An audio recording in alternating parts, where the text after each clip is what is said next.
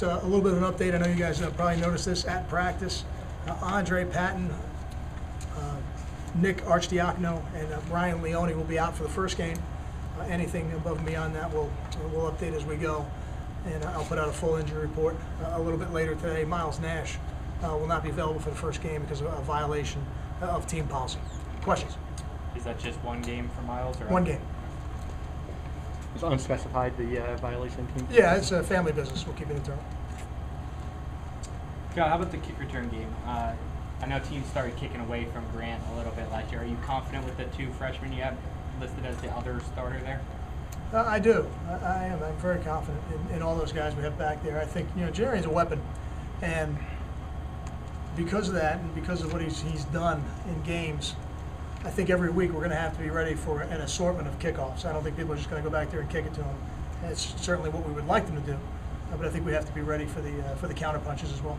With Patton out, who do you see kind of picking up the slack there at the wide receiver spot?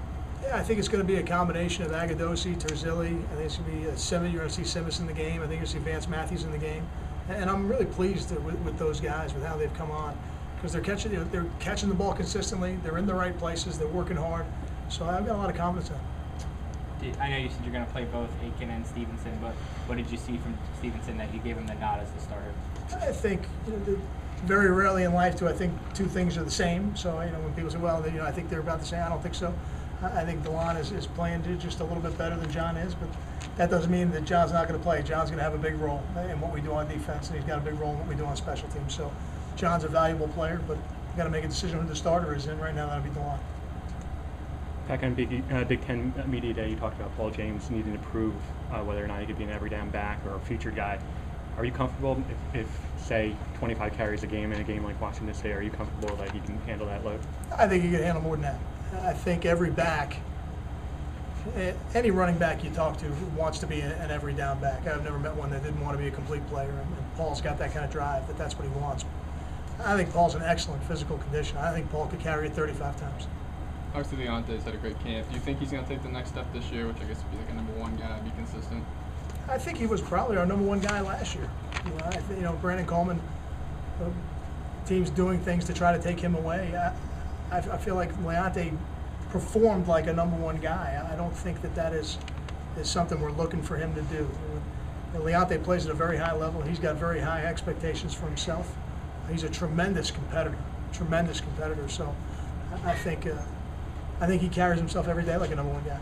How does Darius Hamilton look? I think it looks good. Yeah, I think it looks good. Darius was back in practice full swing today, and just like we expected him to be. And I thought they looked good out there. What are your plans if you use more than one tight end? How does that look? Matt Flanagan would be the next tight end in the game. I think that would be, and I think Matt's going to play. Flanagan's going to play. We're going to play a certain percentage of the game in 12 personnel every week. So then we'll play the game with two tight ends and sometimes three. That would be Charles Scarf would be the third tight end. So that'll be the depth right now. Any concerns that both are young guys that haven't played?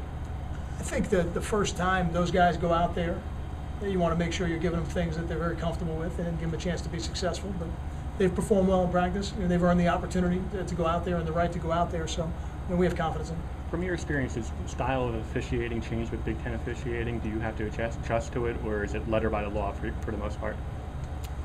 Probably be better to answer that question maybe a little bit later in the year. I don't think so, though. I think the conferences do a pretty good job of getting together and trying to call the game in similar ways. For this game, we'll have Pac-12 officials, and then when they return the game, we'll have Big Ten officials. So, I think they do a good job of coordinating. Most of the guys who head the officiating crews in the different conferences are all NFL guys, and they all pretty much know each other. Kyle, where's your confidence level in J.J. Denman and in Dorian Miller, especially with Brian Leone not available? I have to answer it based on practice, and it's very high.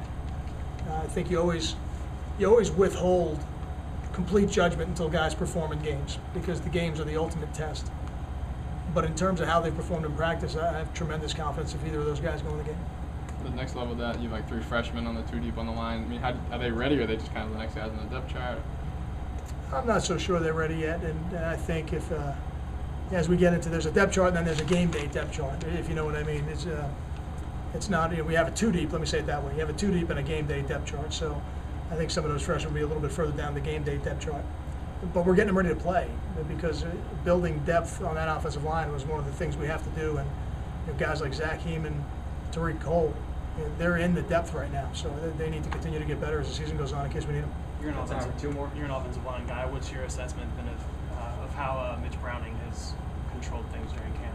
I'm pleased. I'm pleased. I think we're playing lower. I think we're playing more physical. I think we've steadily progressed. I think the younger players are getting better. And the ultimate judge of a position coach is, are your younger players getting better? And I think that group as a whole is getting better, and the younger players are getting better. What kind of look is the scout team giving you? Good. I thought the looks have been pretty good. We're a little light in terms of offensive line scout depth. For what Washington State does, they're a little unique. So I think it's been good for us as we go down through the season. We may have to address it a little bit differently when we see some more conventional offenses. But right now, with what we're doing with Washington State, I think the look has been very good. I think Hayden throwing the ball down there has been a big advantage for our defense to have a guy who can really throw it. Thanks, Carl.